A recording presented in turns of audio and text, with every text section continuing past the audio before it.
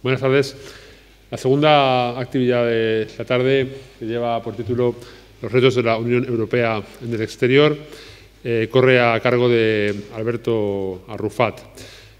Alberto es licenciado en Derecho por la Universidad de Valencia, doctor en Derecho por la Universidad Jaime I de Castellón, es profesor de Derecho Internacional, lo ha sido en varias universidades, lo ha sido en la Universidad de Valencia, lo ha sido en la Universidad Europea de Valencia, lo ha sido en la Jaime I de Castellón, lo ha sido en la CEU Cardenal Herrera. Ha recorrido todo el arco universitario, público y privado de la Comunidad Valenciana y actualmente, como podéis ver en la presentación, es profesor de Derecho Internacional en la Universidad Católica de Valencia, donde además es vicedecano de Derecho en estos momentos. Es especialista, como todas las personas que pasan por aquí, en el tema que os va a plantear. Estoy seguro de que va a hacer una intervención dinámica y apasionada de la cuestión que nos ocupa, y yo sin más os dejo con él. Muchas gracias, Alberto. Gracias. Buenas tardes. Bueno, antes que nada quería agradecer al conseller don Cristóbal Grau Muñoz por, en fin, mantener esta serie de eventos en un momento en el que es especialmente interesante, y también por haber escogido la temática de la Unión Europea en un momento, bueno, pues particularmente propicio, dado las próximas elecciones al Parlamento Europeo, y al profesor Joaquín Marco, al que conozco hace muchos años, y es para mí un honor que me haya invitado a un foro en el que verdaderamente participan especialistas de los que es un orgullo poder formar parte. Y también al personal de la casa, que la verdad que desde el momento en que he entrado han sido atenciones, y que creo que es parte también importante, ¿no?, del éxito de estas jornadas. Y en particular a vosotros, por interesaros por un área que, bueno, en realidad forma parte de nuestra vida cotidiana, como dice el propio título, que creo que es inmejorablemente escogido, pero que muchas veces es olvidado por nosotros, y eso nos hace, en el fondo, perder oportunidades, tanto como país como personalmente. A mí me ha tocado exponer una parte, bueno, pues que en realidad tiene mucho que ver con la materia, con la rama del derecho que a mí me interesa fundamentalmente, que es el derecho internacional. Y en ese sentido, un poco, quería plantearos algunas propuestas. Es imposible ver en una hora todos los retos, ¿no?, que la Unión Europea tiene en su función de actor global. Por otro lado, en realidad lo que me gustaría es daros meramente algunas pinceladas y, sobre todo, plantearos dónde estamos y hacia dónde parece que caminamos, y qué tipo de actitud hacia esos cambios deberíamos de tener. Por eso, bueno, he hecho una pequeña exposición, una pequeña presentación que más o menos confío que a modo de guión os sirva, partiendo de unas cuestiones, unas consideraciones previas en las que, por cierto, confío colaboren activamente, puesto que la mayor parte de la presentación está hecha a partir de preguntas. Es decir, van a salir de aquí con la sensación de que le he preguntado mucho y les he respondido solo algunas de esas cuestiones. Antes que nada, me gustaría que ustedes me dijeran, ¿no?, cuando se habla de crisis, cuando decimos es que tengo una crisis, tengo problemas, en realidad, si ustedes tuviesen unos recursos limitados, ¿dónde los centrarían? ¿En el interior o en el exterior? Yo también puedo no contestarles, pero va, ¿dónde lo harían?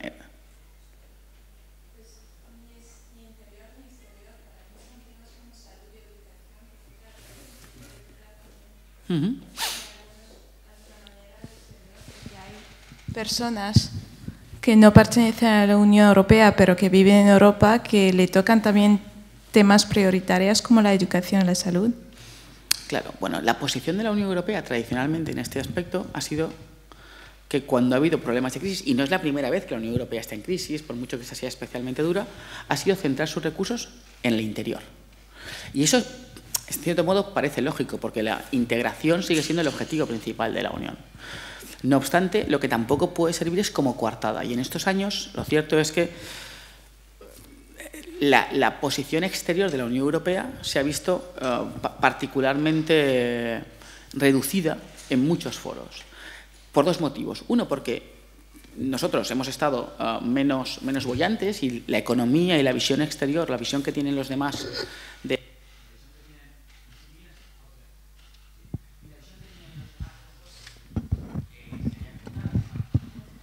No. Y la visión que tienen los demás de nosotros se ve afectada, se ve empeorada, y por otro lado porque han surgido otras potencias que, con ciclos económicos distintos, que han empezado a posicionarse de una forma pues, mucho más seria, mucho más decidida en el marco de las relaciones internacionales.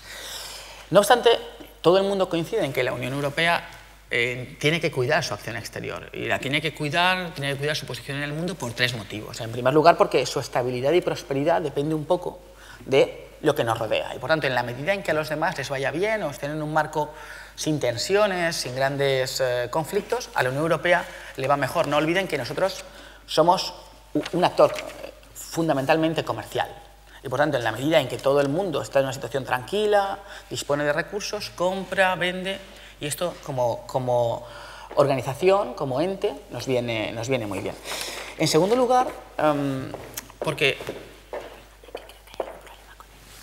Sí. Vamos a probar a ver. Sí. Hola. Hola. Sí, perfecto. En segundo lugar, porque, en cierto modo, la crisis económica ha hecho perder credibilidad. Credibilidad en dos aspectos. Internamente, la verdad es que es el momento en el que hay menos espíritu europeo, la posición, el proyecto de integración europea es más criticado, y en segundo lugar, porque otros, desde otros lugares del mundo, nos ven como menos espléndidos, o dicho de otro modo, menos dispuestos o con menos capacidad a ofrecerles recursos para su mejora. Así que es importante prestar atención a todos estos que nos observan desde el exterior, desde países distintos, y no solamente como países, sino también como estructuras, como organizaciones cuyas relaciones, en cierto modo, también dependen de nosotros. Y finalmente, porque la influencia y atractivo de la Unión Europea en el mundo depende de su bonanza económica. Y, por tanto, en la medida en que consigamos unas relaciones exteriores activas que nos permitan obtener beneficios, podremos mantener esa posición de cierto liderazgo. Liderazgo no es líder. Probablemente hace muchos años que ahora plantearemos esta cuestión, pero por lo menos sí una posición relevante en el marco de la escena internacional. Yo quería plantearles algunas cuestiones antes, como consideraciones previas. Miren, esto es un mapa mundi. No, lo saben todos. Este mapa mundi es el mapa mundi de Gerardo Mercator. Y me gustaría que ustedes lo miraran, ¿no? ¿Se irían a dar la vuelta con este mapa mundi? ¿La vuelta al mundo? ¿Les parece...?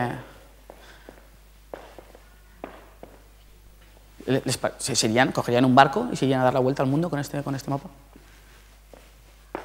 ¿Les parece relevante? ¿Les parece que verdaderamente refleja la realidad de lo que es el globo hoy?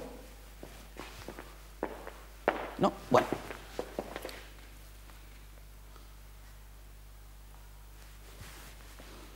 Esto es una foto del satélite. Esto es una foto... Ese es el mapa de Mercator. ¿Qué ven?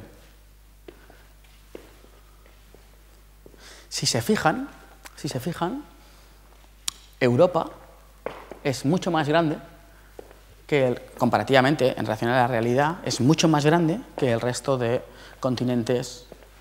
En la representación en el mapa es mucho más grande que el resto de continentes del planeta. Y no lo es de forma accidental, lo es de forma consciente. Porque Gerardo Mercator, cuando redacta el mapa, cuando lo dibuja, cuando lo distribuye, lo hace pensando principalmente en quiénes son, dónde se produce mayor actividad, para qué va a ser mejor utilizado. Y por tanto, si nos fijamos, los países, las zonas europeas está particularmente resaltada. En segundo lugar, si se fijan, el Ecuador en realidad no pasa por donde verdaderamente está, sino mucho más abajo. El hemisferio sur es mucho más pequeño que el hemisferio norte. Y os pongo algunos datos ahí. Miren, Rusia, con 22,4 millones de kilómetros cuadrados, es más grande que África, con 30 millones de kilómetros cuadrados. Escandinavia, con 1,1 millón de kilómetros cuadrados, es mayor que la India, que tiene 3,3 millones de kilómetros cuadrados. Es que lo midieron mal. No, no, no, no. Es que la forma de representación que escogieron fue esta. Más allá de que obviamente habrían problemas de cálculo y demás, era una cuestión de elección consciente. Bueno, pues miren, estos son los actuales, ¿de acuerdo? Este es un mapamundi actual. ¿Qué tienen en común con Mercator? ¿Qué ven en común con Mercator? Europa sigue siendo el centro.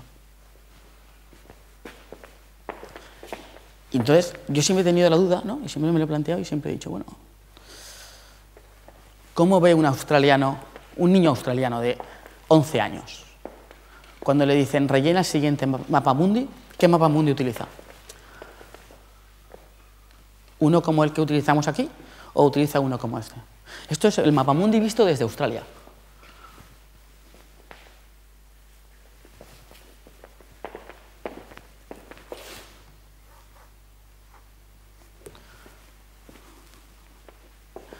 Este es el que se ve desde el Polo Norte.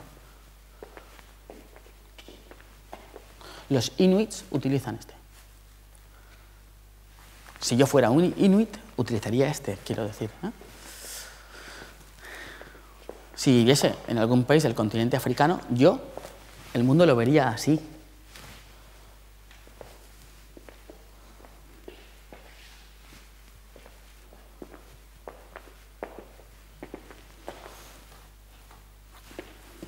¿Cómo ven los chinos el mundo? ¿Dónde está Europa?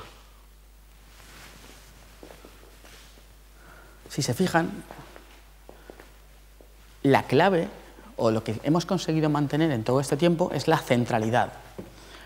Pese a todo ello, bueno, esto es como ven los brasileños el mundo, ¿no? Este año, ¿no? Este año ellos lo ven todo como muy esférico, ¿no? En el fondo lo que hemos conseguido es mantener esa centralidad. En nuestros mapas, en los mapas que se estudian en todo el mundo, Europa sigue estando en el centro. Y pese a todas esas ideas que yo les he planteado, no es cierto. En Australia se estudia el mapamundi exactamente igual que se estudia aquí. Y eso no es por cualquier motivo. Es porque pese a que hemos ido perdiendo esa posición, todavía mantenemos una posición de centralidad en el marco de las relaciones internacionales. Ya no es un mundo eurocéntrico, pero todavía Europa tiene un papel exterior fundamental en el mundo. Miren, ese es el mapamundi, ¿no? Lo tienen ahí. Si hiciéramos el mapamundi en base a... Y ahora me gustaría que pensaran hacia dónde vamos, ¿no? Si representáramos el mundo en base a población, el mundo sería como lo tienen ahí arriba. Europa sería mucho más pequeña y, sin embargo, Asia estaría creciendo de una forma exponencial, de una forma enorme. El del central representa, eso es una representación en base a la huella de CO2 que deja cada uno de los continentes, cada una de las naciones en realidad. Si se fijan, China, Estados Unidos, en menor posición en Europa, también son las principales causantes del cambio climático. Esto es en relación al PIB. Fíjense en Europa, fíjense en África. Y esto es el PIB en el 2015. O la previsión de PIB en el 2015. Este es del año 2008. Esto es lo que se prevé para el año que viene. En este no salimos, ¿eh? Si la cosa sigue así, en el 2020 no aparecemos. Así que eso es la Unión Europea, en realidad. En un marco mucho más amplio, esos 28 países, esos recientemente 28 países, se juegan su espacio. Y se juegan su espacio en una situación en la que no solo ellos deciden. Y hay algunas cuestiones que plantearse. Primera, ¿tiene la Unión Europea una política exterior? ¿La ha tenido alguna vez esa política exterior? En realidad siempre la ha tenido. Lo que ocurre es que la Unión Europea ha sido una potencia comercial y como potencia comercial lo que ha hecho es que de alguna manera ha condicionado sus intereses a esos acuerdos comerciales. Les pongo un ejemplo. Si yo fuese un productor de camisas indio y me dijeran, ¿puedes entrar a vender en la Unión Europea? ¿Yo en qué pensaría? 460 millones de personas. Si consiguiese que cada uno de ellos me comprase una camisa y cobrarles un diferencial de €1 en un año, ¿cuánto he ganado? Díganlo. Que solo decirlo da miedo. 460 millones de euros. Así que lo que hace la Unión Europea básicamente es decirle, mira, India, yo creo en los derechos humanos y por tanto lo que quiero es reducir el trabajo infantil. Si tú reduces tus tasas de trabajo infantil, yo reduzco tu arancel de acceso al mercado europeo. Y esa ha sido una política muy tradicional, hasta que, en el caso concreto del textil, los aranceles se vinieron al suelo. Y entonces Europa perdió un arma de negociación, un arma de mejora, porque el principal arma de la Unión Europea es la enorme comunidad de compradores, personas que incluso ahora estando en situación de crisis tenemos una elevada capacidad adquisitiva, como arma para convencer a otros estados a llevar adelante determinados cambios. Y cuando digo trabajo infantil, digo también narcotráfico en Colombia. Si usted reduce si alguien me dice que usted ha reducido sus plantaciones de coca, yo le otorgo un acceso privilegiado a mi mercado y usted gana dinero. Bueno, yo como Estado, sus empresarios, y eso le generará más empleo, generará más actividad, pero también es cierto que en la progresiva liberalización, la caída generalizada de aranceles ha hecho que este arma cada vez tenga menos poder. Así que, como les decía, hay que hacerse algunas preguntas, ¿no? ¿Qué posición ocupará el mundo cuando salgamos, o sea, en qué posición en el mundo ocupará Europa cuando salga? Geográficamente parece que la misma, eso está claro. Pero más allá de geográficamente, ¿qué sensación tienen? Piensen en el euro que tienen en el bolsillo. ¿Vale más ahora o vale menos que... ¿Viajaron antes de empezar? ¿Tuvieron la oportunidad de viajar? Seguro que sí, antes de que la crisis nos atacara de forma fulminante. ¿Cree que si se va ahora de viaje con ese mismo euro puede comprar más o puede comprar menos? ¿Eh?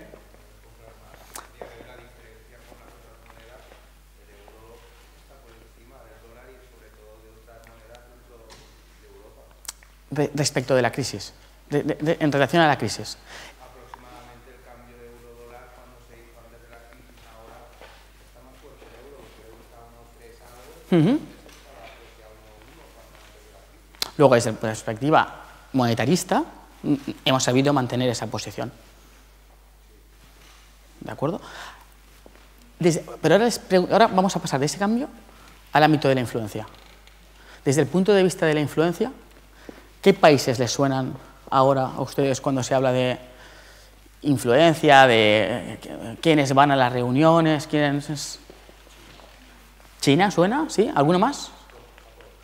¿Japón? ¿Quién más?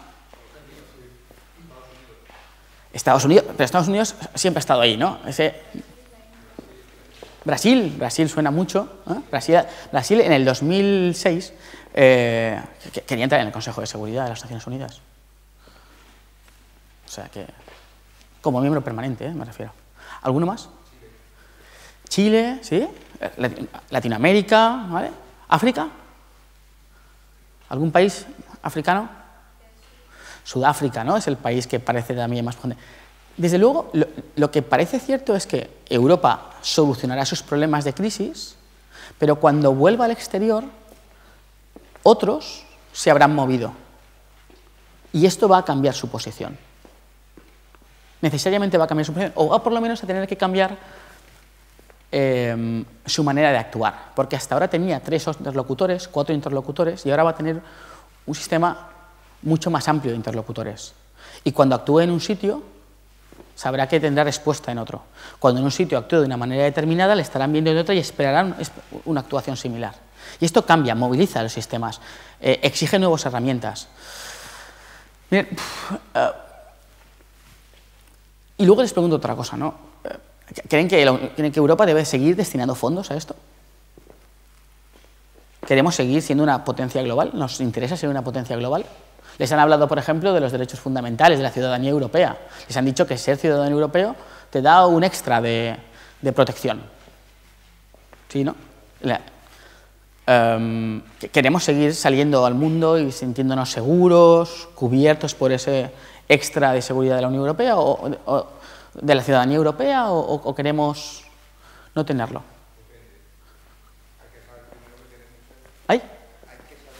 Hay que saber primero qué queremos ser. ¿Y qué ¿Dónde queremos ir? ¿Queremos ser una potencia para competir contra China, contra Estados Unidos y contra países emergentes como Brasil? ¿O queremos tener una estabilidad social? ¿O podemos lograr esa estabilidad social mediante una primera etapa un poco más represiva a la hora de perdiendo algunos derechos sociales que derechos, algunos beneficios, para luego poder lograrlos y sentarlos estructuralmente ante las necesidades que se pueden plantear en el futuro? Me parece bien. En todo caso, esa decisión es una decisión que tenemos que tomar ahora. Porque yo no voy a entrar si la crisis está terminando o no está terminando, de eso no sé y por tanto no voy a entrar, pero sí que está claro que en unos años la crisis habrá pasado y estaremos ante este nuevo escenario. O a lo mejor no salimos de ella y entonces estamos en este escenario. Y ese es un escenario en el que tenemos que aprender. Es un escenario absolutamente distinto. Supongo que cuando se han tenido oportunidad de estudiar Derecho Internacional Público, les habrán dicho que las relaciones internacionales están permanentemente en cambio y que la comunidad internacional se moviliza mucho. Bueno, pues en los últimos 10 años, para Europa, para la Unión Europea, el vuelco ha sido tremendo. La ventaja que nosotros mantenemos es que con muchos de esos actores ya manteníamos buenas relaciones y ahora hay que saber enfocarlas con un cambio que también es la reducción de esos recursos. Hay que, de alguna manera, focalizar bien esos recursos hacia aquellos intereses que sean nuestros. No voy a entrar a hablarles de la arquitectura de la Unión Europea para afrontar esos cambios, pero esa es otra cuestión también a considerar, puesto que, en cierto modo, las decisiones que se toman en la Unión Europea dependen de una forma enorme de cómo de ágil es la arquitectura institucional.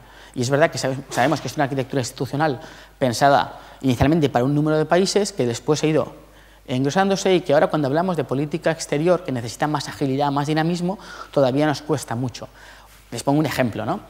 Si ustedes piden una subvención a la Unión Europea, la cantidad de pasos que deben de seguir para poderla obtener es enorme. El nivel de control al que se somete esa subvención es enorme. Y esto es muy bueno, porque se evita que ese dinero vaya a donde no debe de irse. Bueno, o teóricamente se evita que ese dinero vaya a donde no debería de ir. Pero ahora pónganlo en términos de una pequeña asociación que quiere promover los derechos humanos en Birmania. Se convierte en un mundo. Es tremendamente difícil y por lo tanto nuestra cooperación en materia de derechos humanos y de democracia en ese país es de alguna forma mucho más complicada. Hay otra opción que es flexibilizarlo, es decir, hacerlo mucho más fácil. Pero entonces tendremos que renunciar a determinado control y además tendremos determinado problema porque habrán muchas organizaciones que a lo mejor no cumplen exactamente con esos intereses, con esos requisitos que planteamos, que también van a querer optar a esos fondos.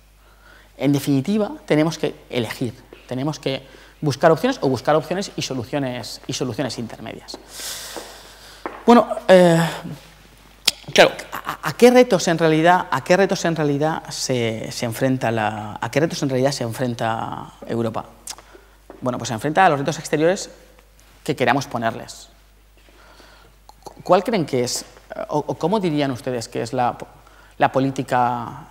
Cuando ustedes oyen hablar a la comisaria europea o a la alta representante de la Unión Europea para la política exterior, ¿qué tipo de discurso escuchan?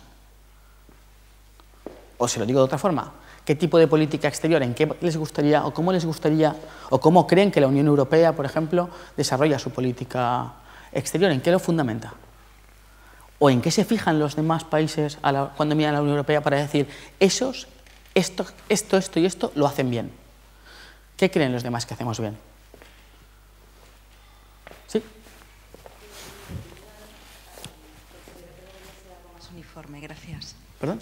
En mi opinión, considero que debería ser algo más uniforme, homogénea o llámelo armonizada. Quiero decir, en el caso de Kiev, creo que esta mañana, por ejemplo, había una serie de representantes, cada uno de su estado, todos en la Unión Europea, y si uno analiza lo que ha salido en prensa, desde luego los intereses parecen no coincidir. Parecen no coincidir, o parecen al menos no estar integrados. No converger, ¿no? Claro. Entonces, quiero decir, también hay que saber, un poco no es lo que se quiere, sino lo que no se quiere, para poder ir a un camino diferente al que estamos tomando ahora.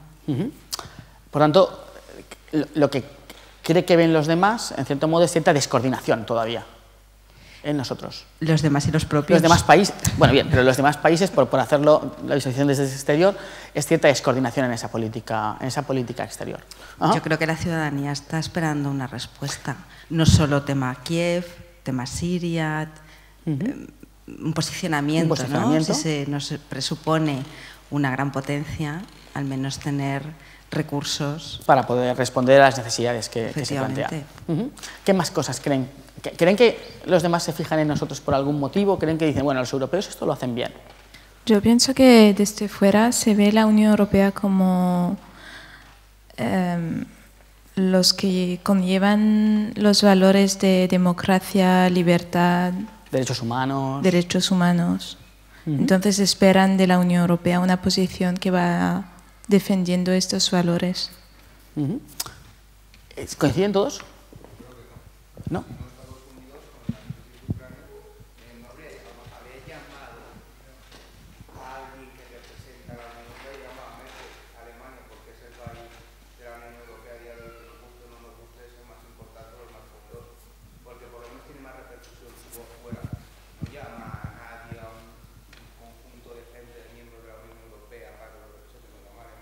Pero un poco eso que usted plantea va en la misma línea, ¿no? Está poco coordinado, todavía no tenemos visualizado, nuestro alto representante todavía parece no estar bien identificado por el resto de actores de la comunidad internacional. No.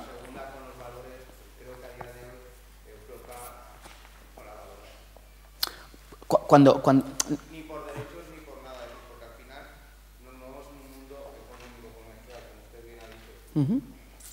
Pero Europa no es solo comercio, es una potencia comercial, pero internamente es el proyecto de integración más ambicioso del planeta. No hay ningún otro proyecto de integración regional que haya alcanzado cotas de protección de derechos tan elevadas como la Unión Europea. Y en cierto modo, yo sí coincido con esa opción, ¿eh? Yo sí que creo que, al menos en el discurso, los derechos humanos y la democracia, siempre, en el discurso exterior, hacia el exterior, los derechos humanos y la democracia, siempre han estado en ese proceso. Internamente no es que no lo estén, es que no me interesa en este momento y por lo tanto no crean que cuando digo en el exterior es que lo estoy distinguiendo del interior, simplemente en el exterior, hacia el exterior siempre se habla de derechos humanos, se habla de democracia, se habla de mejora de los estándares. En ese aspecto sí que se repite mucho en muchos discursos de los comisarios europeos, del alto representante. Otra cosa es que luego tengamos dificultades para hacer que esos derechos lleguen al final, al sitio. Pero como factor, como elemento del discurso, parece que sí que están ahí, ¿no? Más.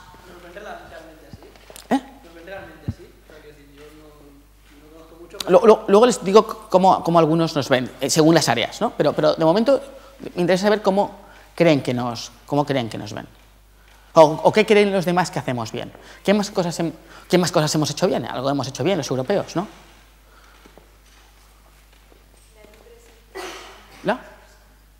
La libre circulación de las personas. La libre circulación de las personas, el proceso de integración, la capacidad de los países de renunciar a una parte importante de su vestimenta, quitársela y ponérsela en común. Y todos adoptar, al menos en algunas partes de la vestimenta, un uniforme único. Y entonces, desde otras partes del mundo nos miran y dicen, oiga, mire, ellos se han integrado bien. han sido capaces de generar estructuras que entre ellos se les ponen de acuerdo, ¿no? y funcionan, y parece que funcionan, o al menos llevan muchos años y parece que han funcionado. Más cosas.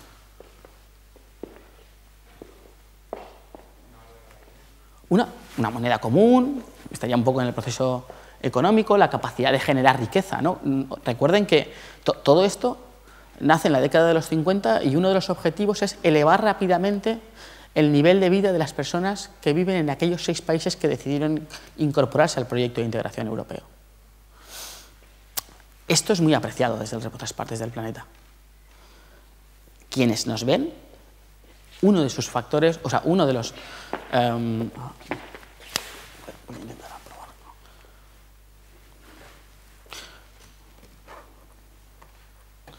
uno de los aspectos que más interesan es esta idea: derechos humanos y democracia. Derechos humanos y democracia ha estado en el origen de la proyección exterior de la Unión Europea siempre. Es la base. A partir de ahí es de donde se empieza. De hecho, para ser miembro de la Unión Europea, uno de los estándares que debe de cumplirse es cumplimiento de derechos humanos y adquisición del acervo comunitario. Bueno, pues yo les cuento, ¿no? En estos años de crisis, la Unión Europea ha sido capaz de mantener razonablemente una amplia extensión geográfica de asistencia en materia de derechos humanos. Dicho de otro modo, la Unión Europea desde sus orígenes ha ido incrementando el pago de recursos, ofreciendo recursos a organizaciones, a estados, para que allí, desde el interior, pudiesen, de alguna manera, fomentar los derechos humanos. Bueno, en estos años de crisis, es verdad que la evolución del presupuesto se ha estancado, pero también es cierto que todos los países han seguido recibiendo parte de esa ayuda. Así que una parte positiva es que no se ha perdido. Y eso es un mérito en ese sentido debe entenderse como un mérito de la Unión Europea. Otro de los aspectos es que en el ámbito de la democracia, no tanto en el ámbito de los derechos humanos, de la promoción de la democracia, el presupuesto se incrementó en un 5,5 y esto tampoco parece fácil en una situación en la que los recursos de la Unión estaban fundamentalmente dirigidos a cubrir la crisis financiera. Bien, desde la perspectiva también de los derechos humanos, en sus relaciones con el exterior, la Unión Europea ha creado un representante de derechos humanos, de manera que cuando se firma un acuerdo comercial o se inician negociaciones para cualquier tipo de acuerdo de asociación, hay un representante que tiene voz después ante la Comisión y ante el Consejo, que informa sobre la situación de los derechos humanos y no lo hace única y exclusivamente a partir de los informes que recibe del Estado con el que se está negociando, sino que lo hace porque va allí, se entrevista con determinados actores con los que la Comisión mantiene contactos y le informan acerca de esto. Y luego ha creado una especie como de fondo europeo para la democracia, y eso es un aspecto mucho más político. Al margen de todos los programas, de todas las agencias, de todos los sistemas de cooperación internacional, al margen de EuropeAid, ha creado un fondo al que pueden acogerse cualquier organización de cualquier país con un objetivo claro: cumplir cooperar o generar proyectos para el cumplimiento de uno de los principios en los que se funda la democracia. Por tanto, es un requisito fácil, básico, sin necesidad de grandes dificultades burocráticas, sin necesidad de grandes estructuras, de cofinanciación, que es otro de los grandes problemas. No, mire, yo le voy a promover este proyecto dedicado a sacar a niños del ámbito laboral, pero usted tiene que cofinanciar en un 30%. Oiga, ¿y de cuánto es el proyecto? El proyecto yo le puedo dar 1 millón de euros. ¿De dónde saco 300.000 euros?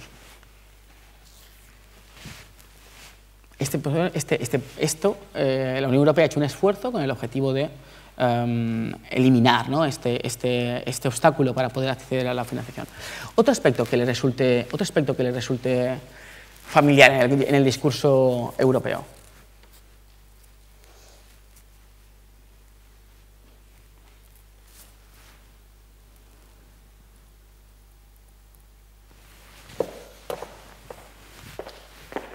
Miren el central. ¿Eh? La sostenibilidad medioambiental. ¿Pero lo dice porque lo piensa o porque yo le he señalado el mapa? ¿Lo piensa? Sí. ¿En qué cree que...? Dentro del conglomerado axiomático que tiene la Unión Europea, una de sus esencias es esa. De hecho, en España, hace nada acaban de publicar la Ley de Sostenibilidad Medioambiental. Y es por mandato y por política europea.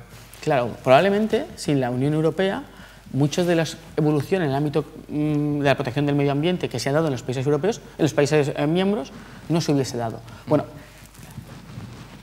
la Unión Europea, en su conversación con el resto de estados, con el resto de actores, con los países no miembros, con los terceros estados, con aquellos que van a incorporarse con los países candidatos, siempre ha incorporado las cuestiones climáticas. De hecho, la Unión Europea es una de las responsables de que las cuestiones del clima estén en la agenda internacional. Y en este aspecto es donde peor ha funcionado, ¿no? O donde más ha dejado sentir la crisis de los últimos años.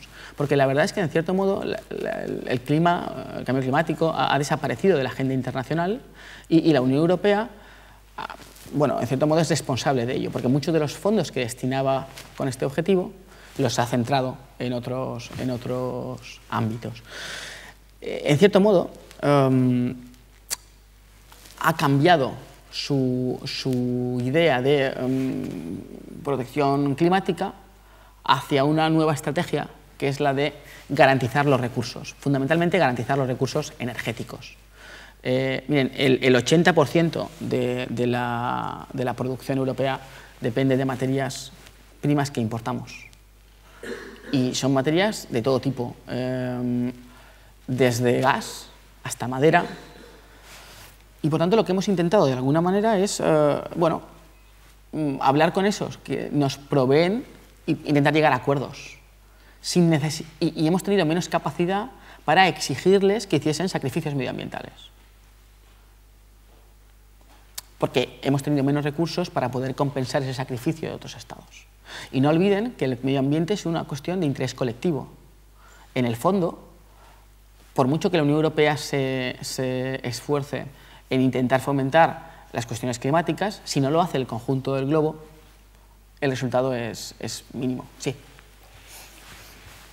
Quizá una matización. Estoy recordando ahora Kioto. Quiero decir, estados como Canadá decidieron por unanimidad mantenerse al margen. Por lo tanto, sí es verdad, y además creo que es una competencia compartida con los estados, en que el tema del clima y los recursos es muy importante, pero como usted bien dice, es una cuestión de todos. Es decir, si primeras potencias como Estados Unidos o Canadá, en tratados como el tema de Kioto, se establecieron unas normas y ellos decidieron apearse del tema, pues probablemente podemos ponernos todas las medallas que queramos, pero nuestra contribución ahí es limitada.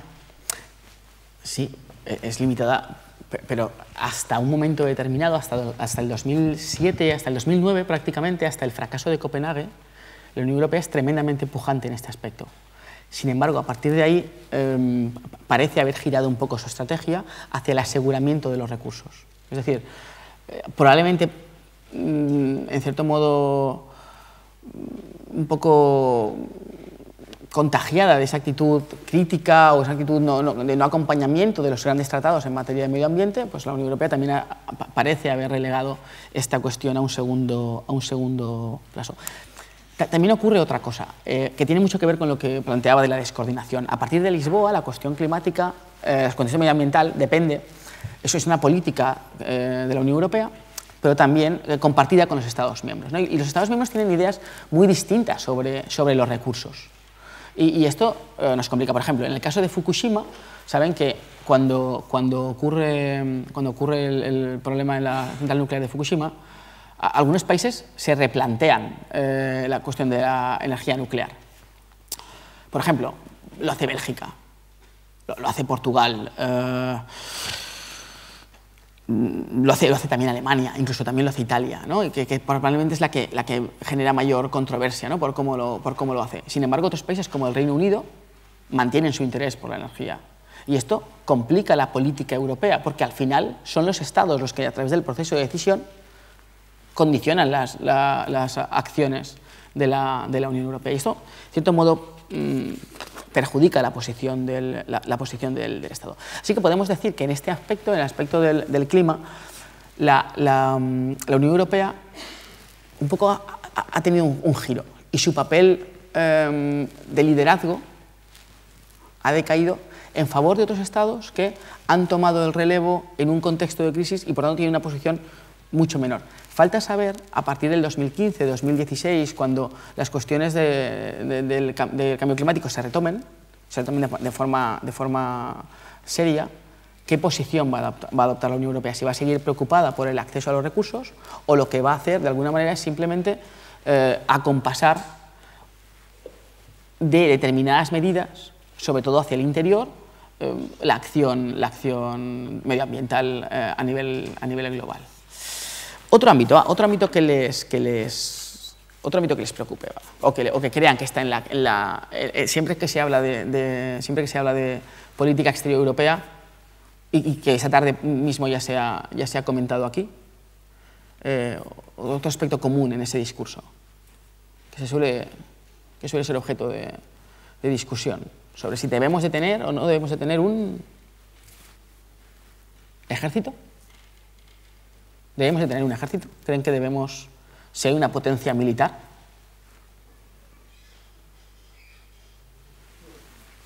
¿No? ¿Alguien ha dicho que no? ¿Por qué? Inútil.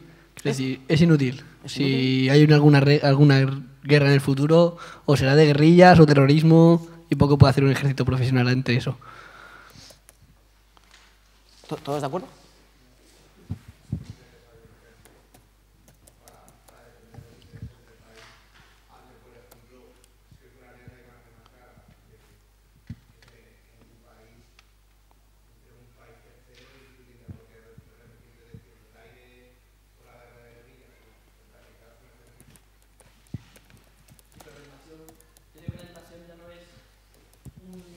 Un estado invadiendo a otro estado. No digo, yo no sé si a lo mejor cambia mucho la política en los próximos años, pero no es un estado invadiendo otro estado, es pues ya lo que te va a invadir son pues esto, cédulas terroristas o historias de estas. No es un ejército que declara una guerra oficial, que se sientan los comandantes. La guerra es ahora, no sé cuántos. Ahora eso no creo que se vuelva a ocurrir ya.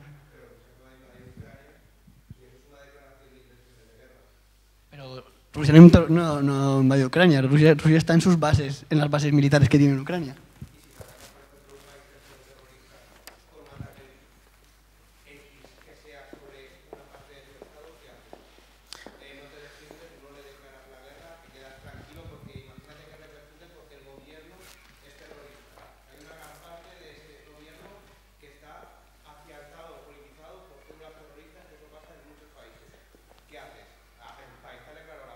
Sí, claro, pero ¿cómo te defiende, por ejemplo, un ejército de un 11M o un 11S? En realidad... Sí, es que eso iba a decir. Que en realidad, ustedes están planteando una posición de defensa.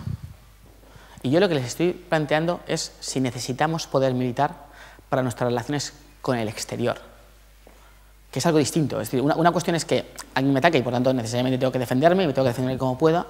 Y otra cuestión distinta es si en mi marco de acción tengo que decir, oiga, mire, es que si no vienen estos, me van a permitir una licencia, un segundo, me van a permitir una pequeña licencia que hace muchos años leí, no es mía, pero me parece que refleja muy bien cómo ha sido la política en materia militar hasta ahora, ¿no? O hasta por lo menos el año 2000 más o menos, ¿no? Y me van a permitir también esto, deberíamos de parar las cámaras, pero sobre todo las mujeres lo van a entender muy bien, ¿no? Jugaba Beckham en el Madrid entonces, se había equivocado de equipo, y entonces alguien dijo, miren, la política europea es la diferencia, la política en materia militar europea es la diferencia que hay entre Beckham y el típico macho español a la hora de ligar. Cuando la política europea, cuando llega a Estados Unidos llega y dice, mira, o das acceso a los inspectores de la OEA o mañana te invado. Mientras que en realidad la Unión Europea utiliza otras cremas. Algo más, una fórmula mejor de acercamiento. Dice, mire, o usted da acceso o usted publica el listado de sustancias que ha importado relacionadas o que pueden tener uso nuclear en los últimos 2 años, o yo me voy a ver obligado a subir su arancel y entonces usted va a perder dinero en esto y se va a ver perjudicado tal sector. Y enseguida esos sectores reaccionan y le dicen a Irán, oiga, hombre, pues ¿tanto cuesta mantener la lista? Y poco a poco va haciendo ese cambio. De manera que los estados históricamente han aceptado mucho mejor los cambios establecidos por la Unión Europea en esa forma más metrosexual que de la forma impositiva que planteaba Estados Unidos, ¿no? También desde Estados Unidos nos decían otra cosa.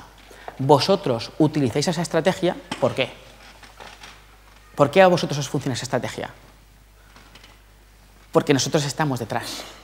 Y en el fondo, esto también es cierto, los negociadores europeos iban y decían, oye, mira, haz esto porque si no te voy a tener que subir. Y cuando el otro decía que no, decía, bueno, pues entonces luego vendrán estos. Y claro, automáticamente Europa obtenía beneficios. Esto ya no sirve. Porque Estados Unidos está retirando su contingente militar de Europa y lo está llevando hacia Asia.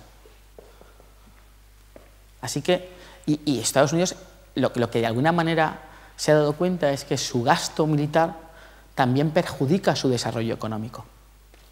El enorme gasto militar que realiza perjudica o de alguna manera lastra su desarrollo económico, y ahora que hay otras potencias pujantes ha decidido que lo va a focalizar. No digo que lo vaya a reducir, digo que lo va a focalizar en otras áreas y espera que sus amigos del este adopten otras posiciones, ¿no? Y entonces esto también cambia un poco la capacidad de negociación. En este momento la Unión Europea tiene desplegadas, si no me equivoco, 33 operaciones de paz en el mundo. Esas operaciones de paz saben que se realizan en el marco de los mandatos de las Naciones Unidas y que de alguna manera están bajo el amparo de las mismas, aunque se realizan de forma independiente de ellas. Es decir, y esto es otro factor que tienen que considerar. Si ustedes miran las aportaciones de contingentes de soldados a las Naciones Unidas por parte de los Estados miembros, se van a dar cuenta que cada vez los Estados europeos aportan menos soldados a las operaciones de cascos azules y, sin embargo, aportan más a las operaciones militares de la Unión Europea. La mayor parte de esas operaciones de paz son operaciones fundamentalmente civiles. La Unión Europea ha sido un experto en un poco interrelacionar todo, es decir, mando una operación de paz, una misión de paz, al mismo tiempo pongo en marcha un proyecto de cooperación, al mismo tiempo adopto determinadas medidas en el marco del mercado interior para facilitar el desarrollo económico. Esto lo he hecho bien, ha hecho lo que se denomina un acercamiento holístico al problema. La duda ahora es que con menos recursos eso va a ser más complicado de realizar. Y la segunda duda es que, bueno, mandábamos policías, o la mayor parte de las veces mandábamos policías, mandábamos jueces, en fin, todos aquellos elementos esenciales en el marco de una sociedad para garantizar un buen proceso de transición. Porque la Unión Europea, la verdad es que en la mayor parte de las ocasiones ha llegado cuando el conflicto estaba a punto de terminar o ya ha terminado. Si me preguntan a mí, yo les diré que esa es la parte fundamental, que es donde más hace falta ayudar, porque otras potencias con otro perfil distinto lo que hacen es que van allí, participan activamente en el momento del conflicto y cuando eso ha terminado, se van. Y que se encarguen otros. Así que verdaderamente ha asumido un papel fundamental y nada barato, nada barato. Ahora hay que plantearse si la Unión Europea va a seguir incrementando su participación militar en todas esas misiones, y si lo va a hacer, entonces ese poder militar parece que tendría que incrementarse. Porque si no lo hace, es imposible abarcar esas nuevas, con las capacidades actuales, es imposible abarcarlo. Yo también les pongo sobre la mesa otros factores, ¿no?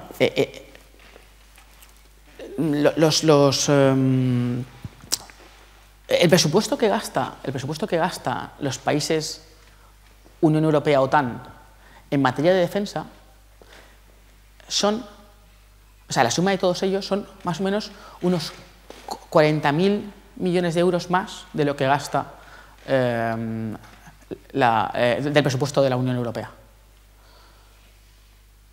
Sin embargo, en la última acción en Libia se demostró que los países que eran Unión Europea-OTAN tenían dificultades para poder mantener el control en la zona de exclusión aérea. Es decir, que en cierto modo, Libia, a la que se le presupone un ejército menor, pues ponía en ciertos apuros a la aviación europea. Hay quien dice que es por una cuestión de técnica, otra cuestión de enfoque, es decir, cuando yo sé que voy a tener un conflicto, lo que hago es que compro los mejores medios. Mientras que si yo desconozco que ese conflicto existe o puede venir, bueno, pues simplemente mantengo una posición de mera precaución ante lo que pueda venir, por lo tanto tengo un ejército menos activo en ese aspecto. Pero les voy a dar otro dato. Mientras los países de la Unión Europea han reducido su gasto en defensa, países como China lo han incrementado. Brasil lo ha incrementado. Espérense, porque no sabría decirles el listado en los porcentajes.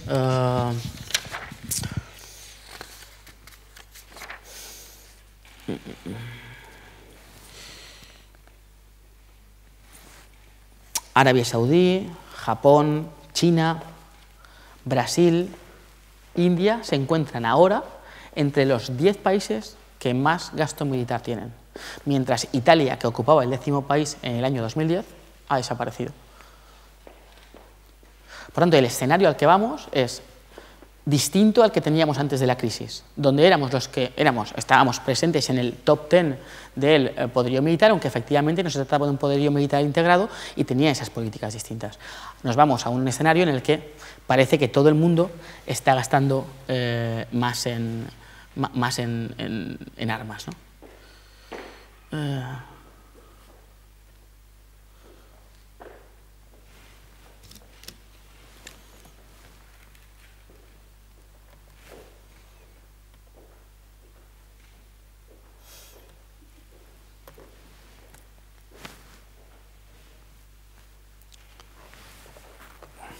Bueno, no les voy a hablar de las relaciones con el Este, ¿no? Porque a continuación viene el profesor Carlos Flores Jubería, que sabe mucho más que yo de esto y por tanto yo no les voy a aburrir con esta cuestión.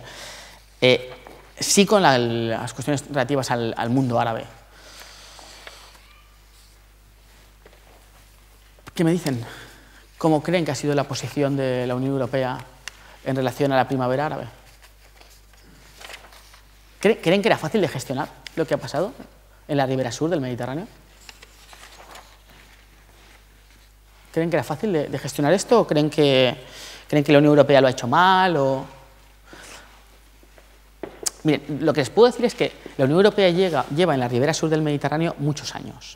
Lo hace a través de un instrumento que se denomina Instrumento Europeo de Vecindad o Programa Europeo de Vecindad, que de alguna manera lo que hace es que, primero a través de unos proyectos que se llamaban MEDA y otros que se llamaban, y ahora en un marco más amplificado, lo que hace es que traslada recursos para que los países europeos, conjuntamente con los países de la Ribera Sur, puedan realizar acciones.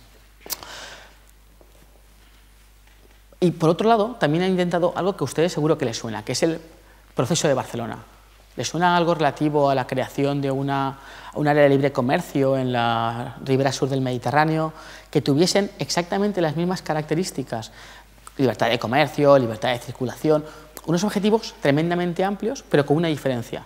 Es decir, que se pudiese ir de un país a otro, pero con una diferencia, y es que no serían países de la Unión Europea, con el objetivo de promover en todo el Mediterráneo una zona de seguridad, una zona también de justicia, basada en esos tres pilares, ¿no? Libertad de circulación, libertad de mercancías, seguridad y justicia.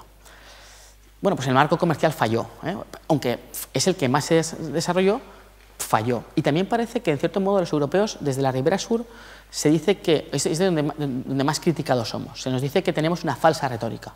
Porque efectivamente hablamos de derechos humanos, hablamos de cambio climático, hablamos de muchas cosas, pero luego hemos permitido que determinados gobiernos dictatoriales estén ahí durante mucho tiempo. Y también se confunde otra cuestión, se confunde la acción nacional de los Estados con la acción de la Unión Europea. Muchos de esos gobiernos han tenido el apoyo de los gobiernos de los Estados miembros, de los gobiernos de los países especialmente de la Ribera Sur, pero no el apoyo de la Unión Europea. También la Unión Europea ha sido valiente en esto, porque hay que decir que, en cierto modo, durante la primavera árabe, pese a haber tenido una posición tremendamente errática, sí que fue capaz de alguna manera señalar a aquellos que consideraba responsables de generar problemas o de influir negativamente en todos estos desarrollos. Y también hay una cosa que se puede decir favorablemente en el caso de la Unión Europea, y es que, bueno, nunca abandonó a ninguno de los gobiernos de ninguno de esos estados. Es decir, nunca dijo no, paro la cooperación, no quito la ayuda humanitaria, no quito los proyectos de cooperación. Simplemente, bueno, según iban reaccionando esos estados, iba liberando el dinero o no lo iba liberando. Y eso es un aspecto positivo. La parte negativa, nunca la Unión Europea ha llegado a conseguir un cambio definitivo. Es decir, habla de todo esto, pone recursos a favor de los países, pero no consigue cambios. O esos cambios llegan muy tarde. Ocurre algo parecido en el este. Se habla mucho, se habla con Moldavia, se habla con Ucrania, y cuando los consigue no son cambios naturales, sino que son cambios con quiebra, con tensión. La Unión Europea tiene como reto, a partir del año 2015, intentar mejorar la coordinación entre todos esos procesos y hacer que cuando finalmente consigue el cambio sea natural. Es decir, que si pasamos de un proceso de un régimen autoritario a un proceso democrático, bueno, a hacerlo sin necesidad de derramamiento de sangre. Y esto es difícil. ¿Cómo se consigue? Asesoramiento, ayuda a los partidos, calma, disposición de recursos y una cosa fundamental, mejora económica. Si esos países de la Ribera Sur consiguen en los próximos años mejorar sus niveles económicos, probablemente se estabilizarán mucho más.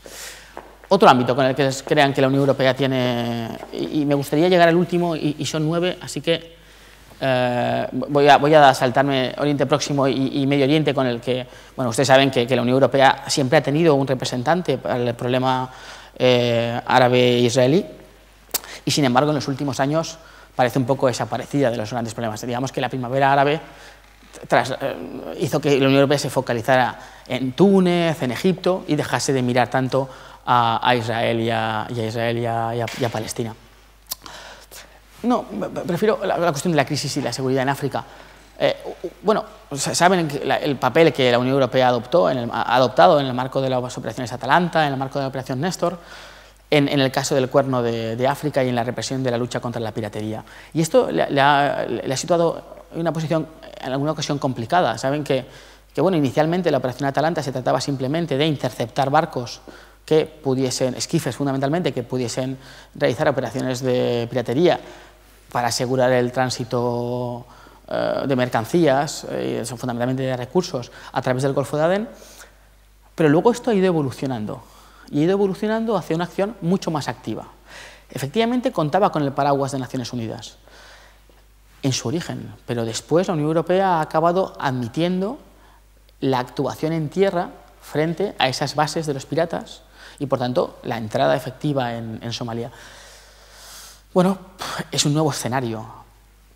Supone, saben que Somalia es un estado fallido en el que básicamente carecen de recursos, supone una nueva habilidad o una nueva capacidad, la capacidad de escoger entre los distintos actores que están en ese país y escoger aquel que mejor puede representar los intereses del conjunto del Estado y más dispuesto está a seguir con los intereses de la Unión Europea en ese marco de estabilización o de protección del comercio. África todavía es un continente, salvando la cuestión de Francia, que tiene una enorme presencia en la zona, todavía un poco desconocido en la acción de la Unión Europea, pero que no va a mejorar en los próximos años y por tanto es un reto para la Unión Europea estar más presente ahí. Y me van a permitir que me salte el punto 8 y me vaya directamente al punto 9, porque creo que nos interesa más, ¿no? ¿Cómo creen que nos ven en Latinoamérica?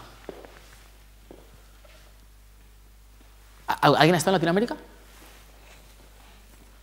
¿Alguien ha estado en algún país latinoamericano? ¿Y cómo ven las empresas europeas en Latinoamérica? No hablo de España, hablo de las europeas.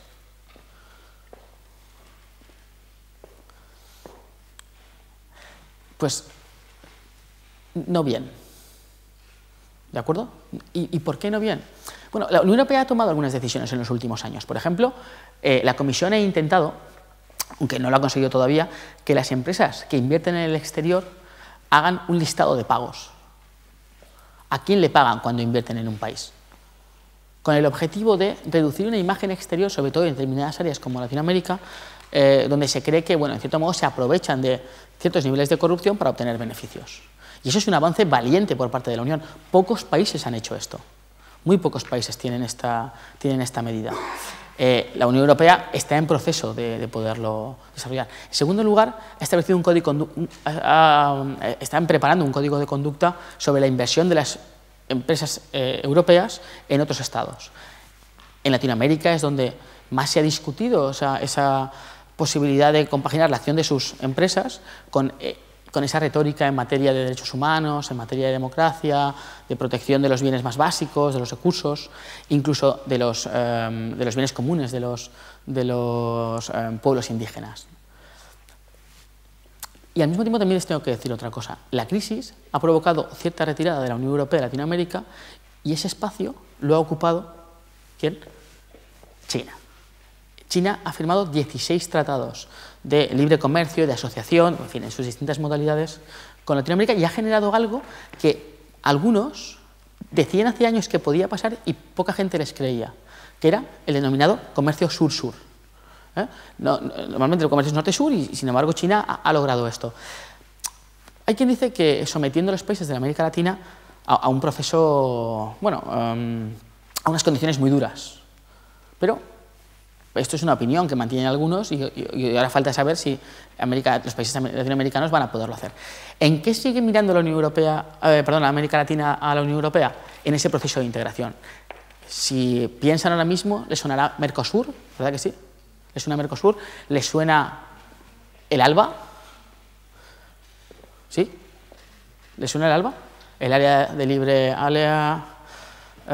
bolivariana, de libre acceso. Bueno, tienen distintas iniciativas y ninguna de ellas ha llegado al nivel que tiene la Unión Europea. Y por tanto, en ese sentido, la Unión Europea todavía tiene mucho que asesorar. Y asesorar, en cierto modo, también es encaminar hacia una posición en que resulte compatible con la Unión Europea.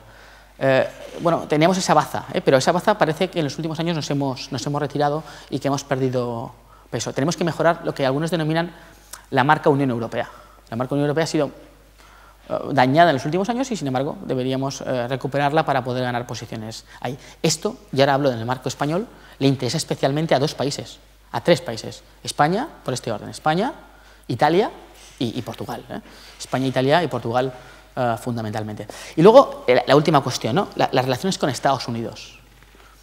Esta es la pregunta que más me gusta a mí. ¿Estados Unidos qué es nuestro? ¿Un socio? ¿Es un socio? He oído ya la palabra aliado, pero quiero que alguien me diga socio. ¿Es un socio? ¿Alguien diría la palabra socio? ¿No? ¿No? Pues le compramos muchas cosas y nos compran muchas cosas. Es socio, en ese aspecto. En el aspecto comercial es uno de nuestros más importantes socios comerciales. Lo es. En ese sentido sí que lo es. Aliado. ¿Aliado en qué aspecto? ¿En qué aspecto? Alguien ha dicho la palabra aliado por aquí, si no me equivoco. No, quizás en derechos humanos, quizás en el mundo del comercio también. En el marco del comercio es un aliado. Sí. En el marco militar. Quizás también. También, en el marco militar también es uno de nuestros principales aliados en ese aspecto. ¿Qué más es? ¿Es un amigo? Nadie levanta la mano. Miren, es un competidor también, Y todos estos cambios en el marco de las relaciones comerciales ha provocado que en los últimos años Estados Unidos haya desplegado dos tipos de tratados. Uno, que se ha denominado ALCA.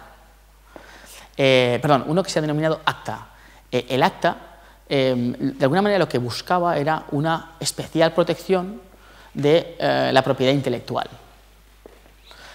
Porque Estados Unidos, y la Unión Europea también lo ve, se da cuenta que si en los próximos años no se protege especialmente la propiedad intelectual, la innovación, el crecimiento, las bases del desarrollo económico de los países desarrollados van a caer. Ese tratado tiene una pega, y es que exige una implementación muy fuerte en materia de protección de la propiedad intelectual. Algunos discursos se pueden ver fácilmente por Internet en relación al acceso a los medios de comunicación, al control de las cosas que se cuelgan en Internet. Yo, esos aspectos no digo que no sean importantes, no lo sé, pero me preocupan más otros aspectos como, por ejemplo, el acceso a los medicamentos. Eso también ha sido otro de los efectos más discutidos. El ACTA se quedó paralizado en el Parlamento Europeo porque el Parlamento finalmente lo rechazó, se generó una enorme controversia y no ha salido adelante. En paralelo, lo que llevan entre manos en este momento la Comisión y el Foreign Office estadounidense es una alianza cuyo objetivo es estandarizar los aspectos comerciales, de manera que alguien produzca algo en Europa y lo pueda automáticamente vender en los Estados Unidos, sin que se produzcan las denominadas barreras no aduaneras.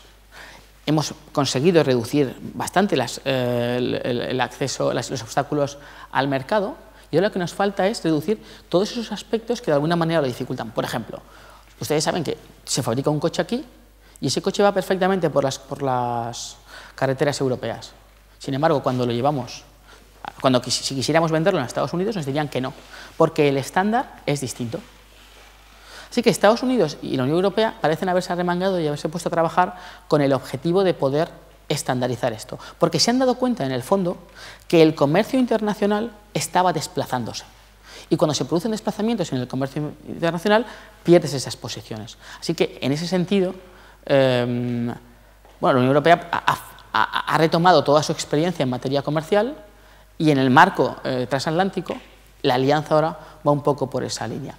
No les voy a negar tampoco que esto suscite tensiones. Y suscita tensiones, por ejemplo, en un país como el nuestro, en el que tenemos un enorme gasto médico. Ese partenariado lo que busca también es la protección de la propiedad intelectual como uno de sus aspectos fundamentales. Y que, en cierto modo, eso puede afectar, por ejemplo, a la venta de genéricos, también es una realidad. Así que, bueno, ¿qué quieren que les diga como conclusión final a todo esto? Pues miren, como conclusión final a todo esto, tengo que decirles que no caigan en el mismo error que Mercator. Es decir, que cuando analicemos esto, no caigan en el mismo error de Mercator, de decir, no, yo lo voy a representar así porque aunque sepa que no es así, es lo que me interesa pensar en este momento, o es lo que me interesa porque este mapa va a ser más útil para mí. Corrijan ese error de Mercator, eludan ese error, piensen hacia dónde vamos o elijan dónde vamos y, sobre todo, participen en la decisión. Lo peor, y siempre se suele decir de la política exterior, que está muy monopolizada por los ejecutivos, que en realidad los parlamentos no participan de forma activa en ellos, que nos resulta lo más alejado. Y eso es verdad, ocurre así casi desde la época de Bonaparte. Pero miren, nosotros estamos en una sociedad democrática. Se supone que la Unión Europea se rige por unos principios más o menos democráticos, o en unos avances y una arquitectura institucional que va hacia esa idea. Reformemos, si hace falta, la arquitectura institucional europea y vayamos ese proceso hacia un sistema que nos permita decidir qué queremos ser y, en ese marco, qué queremos desarrollar en materia de política exterior. Y no quería terminar sin decirles una cosa más, ¿no? y que esa decisión ustedes también han empezado a plantearla, a tomarla desde hoy, ¿no? Desde el momento en el que están hoy aquí. Bueno, ya están diciendo, me interesa la política exterior de la Unión Europea y tengo una opinión al respecto, ¿no? Y eso es lo que tienen que hacer en los próximos años. No olviden una cosa, la Unión Europea sí, avanza y los Estados miembros están ahí. Si ustedes se suben, aprovechan esas oportunidades. Si no, esas oportunidades son utilizadas por los jóvenes de otros Estados miembros. Así que cuando nos dicen, no, es que nosotros estamos alejados, en realidad es una mera advertencia, nada más, ¿no? Nosotros somos los que decidimos estar. Si hay alguna cuestión o alguna cosa que les haya quedado, estoy encantado de atenderles en lo que me digan, ¿no? Bueno, pues muchas gracias por su... La intervención ha sido...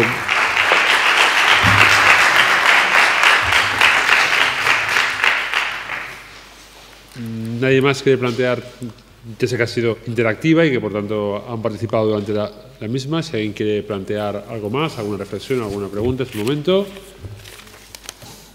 ¿Sí?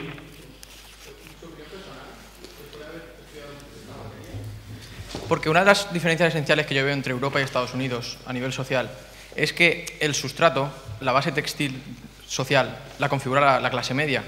Y estamos viendo como una de las cosas que más se arguyen es que la clase media está desapareciendo en Europa. Esencialmente en España, pero también en Europa.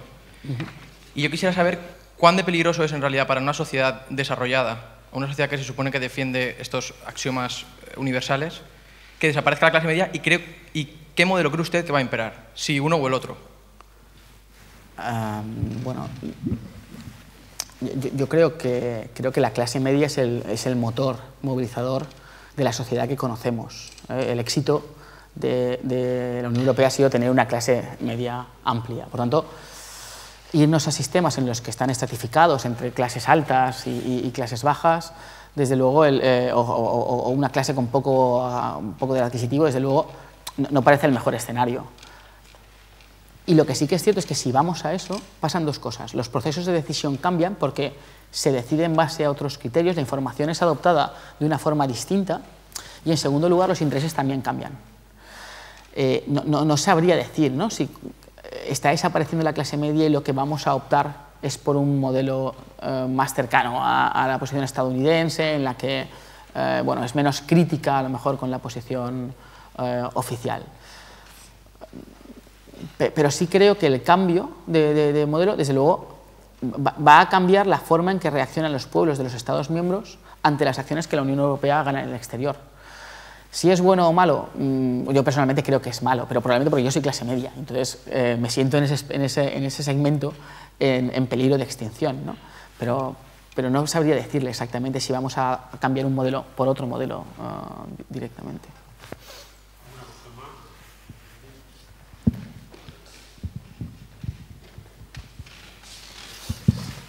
Bueno, estoy impresionado por su presentación, muchas gracias, sobre todo por cómo ha utilizado el escenario. Mi pregunta no puede ser otra en este momento en el que vivimos, es qué le parece la situación en Ucrania y cómo ha actuado la Unión Europea. Le voy a ser sincero, me da miedo contestarle porque a continuación de esta intervención está el profesor Carlos Flores, que es un experto absoluto en la materia y por tanto creo que él lleva muchos años trabajando esto, ¿no? Hombre, miren, yo creo que la situación de Ucrania no viene de ahora, probablemente ahora es cuando se ha producido el estallido, ¿no? La Unión Europea lleva trabajando mucho tiempo, eso tiene que ver también con los gasoductos, tiene que ver con la energía, con los recursos. La Unión Europea ha estado ahí y ese era un escenario complicado, porque Rusia estaba cerca, porque la cuestión de Crimea, parece desde luego que Putin o Rusia ha tomado una decisión que es difícilmente, que va a tener dificultades para volver atrás, porque su propio país, si vuelve atrás o si recule, me permiten la expresión, lo va a tomar como un síntoma de debilidad. La Unión Europea, no sé la capacidad que tiene la Unión Europea en este momento para poder enfrentar esa posición desde un punto de vista militar, creo que no. Y a donde vamos en el Consejo de Seguridad es a un bloqueo. Es decir, Rusia vetará cualquier actuación y quiero saber Estados Unidos, más allá de los discursos, lo que va a hacer. Si nos vamos a la ortodoxia pura del derecho internacional, desde luego constituye una amenaza del uso de la fuerza y por tanto una vulneración y un riesgo para una vulneración del derecho internacional y una vulneración para la paz y seguridad internacional, pero la decisión se toma en el marco del Consejo de Seguridad. Y luego respecto de la Unión Europea, bueno, pues ha ejercido esa influencia blanda y no ha sabido al final probablemente hacer una transición tranquila, o no ha conseguido al final, no ha sabido, sino no ha conseguido al final una transición tranquila, pero la Unión Europea influye notablemente en Ucrania desde hace años a través de opinión, a través de la televisión. Por tanto, nadie puede decir que es un actor ajeno a ese problema. Si alguien quiere, podemos hacer una última pregunta. Y si no existe esa última pregunta, reiterando el agradecimiento al profesor Arrufat, cerramos aquí esta segunda actividad. A las 7 en punto iniciamos la última sesión. Buenas tardes, gracias. Gracias a todos.